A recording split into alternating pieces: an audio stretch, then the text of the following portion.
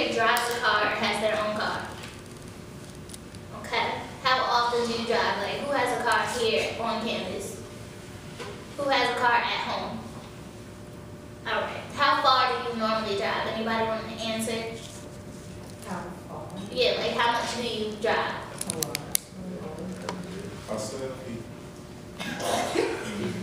Okay. Is there anything that stops you or hinders you from wanting to drive? Yes. Yes. So it's been a big deal getting gas, paying for gas, because I know personally I had to share a car with my mother, and we always get into it over who's going to fill the tank back up. So does anybody know the general gas prices and where you're from? 428. 428? 328? 337. So this week's averages in Durham, the gas prices are $3.35. Where I'm from in Jersey, they're $3.52 because Hurricane Sandy hit. So we had a problem, like they had to ration gas, and your license plate had to be an odd number, had to have an odd number in it for you to get gas. So that's how it's going where I'm from right now. In Charlotte, the gas prices are $3.32. Greensboro, $3.27. Fayetteville, $3.26, and in Burlington, $3.21. So gas prices are determined by the taxes. 14% of your money goes to taxes, the U.S. government. 8% goes to distribution and marketing. 10% goes to refining, and 68% goes to crude oil. So you're basically, really what you use is 68%, but everything else, the other 32%, you're paying extra. So, who do you believe is to blame for gas prices? Any answers? Who do y'all think is like to pinpoint and say, I blame this person for the gas prices? People working in the store. People working in the store. They want change. People working in the store. Okay. Any other questions? Any other answers? Whoever the owner of the refineries. Okay. Well. People they like to blame people in the store, owner of the refineries, or President Bush, or like President Obama. But these reasons could be justified, but it's noticed that gas prices have been rising for 2,000 years, when war in Iraq began. Oh, the year 2000, not 2,000 years, that'd be crazy. When the war in Iraq began. But that's not the whole reason. The rise on gas prices is caused by inflation. Anybody know what inflation is? Okay.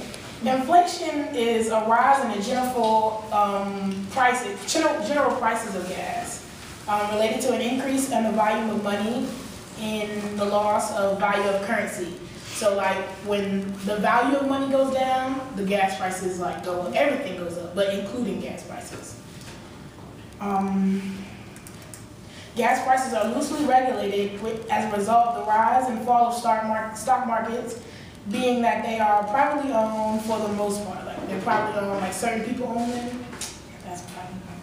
Gas prices are hard due to the purchase and the demand on oil. Like a lot of people, like all of us, we need cars to get around, and we all need gas. So a lot of people want it, so it's gonna go up. That's just logic. Since it's natural resources, the amount of oil becomes more and more limited as we purchase outside the country, being that there are only few oil refineries left in the United States. So we have to go and get gas from outside the country to bring it back here, it costs a lot of money because we gotta bring it here and we gotta find a way to get it here, and that's just a lot of money in itself because we don't have a lot of oil left in the United States, so we gotta go from different states. So who and what do gas prices affect?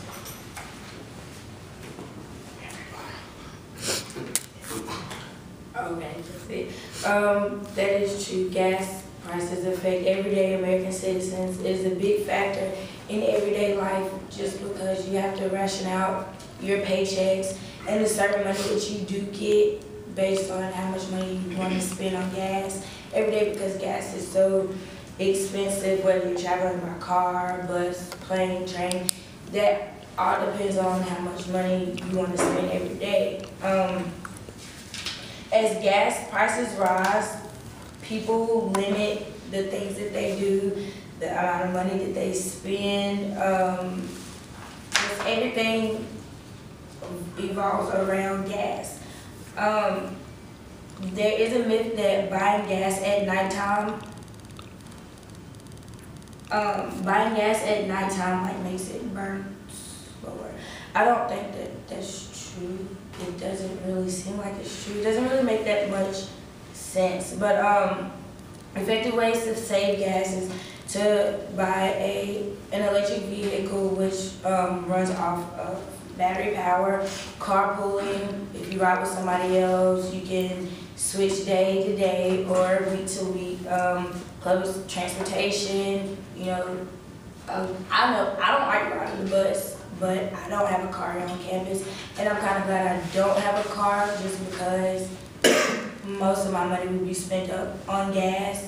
And I know a lot of people just like, I don't want to ride the bus, but I mean, I know you don't want to be paying for gas because in Durham it's a lot more expensive than where I'm from, which is in Burlington, where gas is only $3.21. They say don't use the air when you're, like during the summertime, don't ride with the air. I've been told that if you drive with the windows down, it kind of makes gas prices, it kind of runs your gas just because somebody's pushing force onto the car. I don't know how true that is. And car tune-ups also, and your speed can help a lot with gas. How do you think gas prices can be resolved? Find alternate means of fuel. What'd you say? Find alternate means of fuel, like maybe find something else that's more abundant that we can burn for fuel.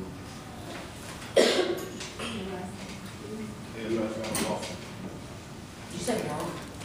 But what about in the winter time when it's really cold? Transportation, buses. But it's cold. Okay, so right now, you want to go outside and walk? Like 5 miles? Huh? I'm just saying. Did you have an answer? Oh, I was saying buses, cars, taxis, like in New York, they use other transportation instead of personal cars. But what do you do in rural places like North Carolina? Bike, In skateboard. Burlington, there are no buses. Carpool. There are no They- buses like no. There are no buses. They barely have any taxis. Like, they just got taxis. So what do y'all do? Walk? Cars. Or you walk, or you ride a bike, or something like that, but there are no buses. President Obama is working on a plan to address the issue right now. His plan is to, by 2025, gas prices will be dropped by $1. And he incentives for electric vehicles, a plug-in hybrid electric vehicles, fuel cells vehicles, incentives for hybrid technologies, for large pickups, and for other technologies that achieve high fuel economy levels on large pickups. And he's working on a plan according to the whitehouse.gov that will make gas prices go down.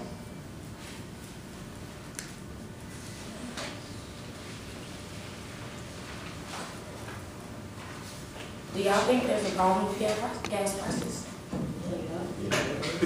I just wanted to ask. Some people don't care. That's the people who don't pay for it. Yeah. Usually. And then there's people that got money. They're like, oh well, I gotta just buy it. So What do y'all think we do to like change, like what can we do to help get the gas prices down? Is there anything, or we just gotta deal with it?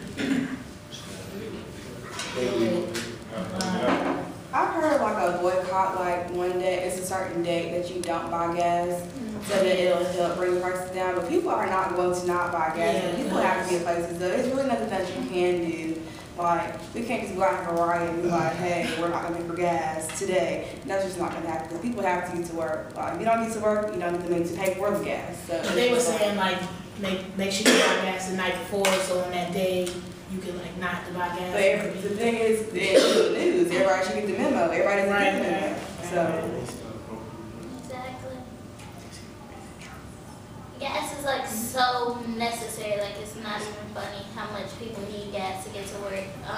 My cousin called me the other day, she had to wait 2 hours in New Jersey just to get gas because gas stations were closed and they didn't have electricity, and you can't get gas without electricity. The pumps will not work. So the fact that she waited 2 hours, that means she really needed something. She had to get that gas just so she could go to work. Like there were no other choices because the transits weren't running. Once again, no electricity. The buses need gas too. So it was a big deal.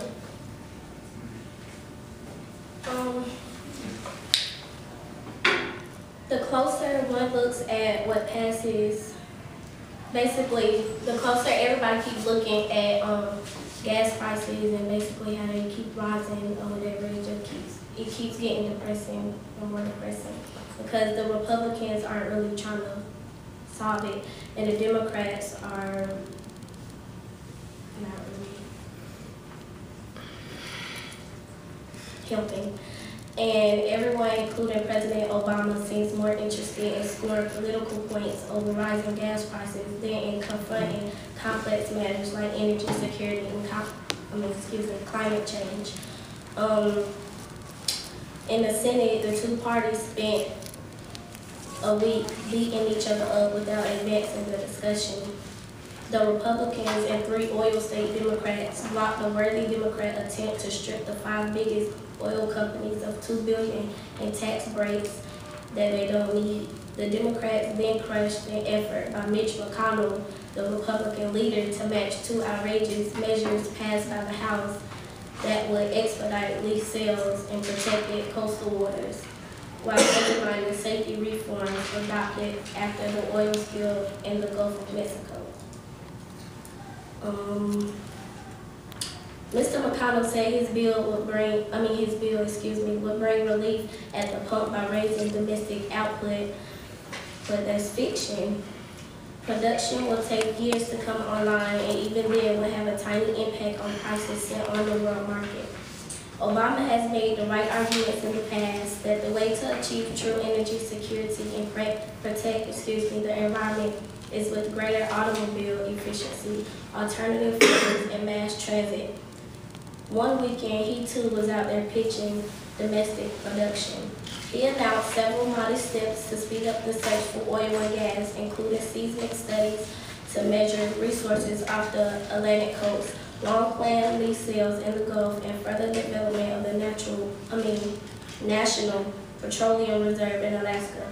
None will quickly lead to new drilling or have any effect on gas prices yet, because his remarks were framed as a response to gas prices. He helped feed the Republicans' bogus narrative.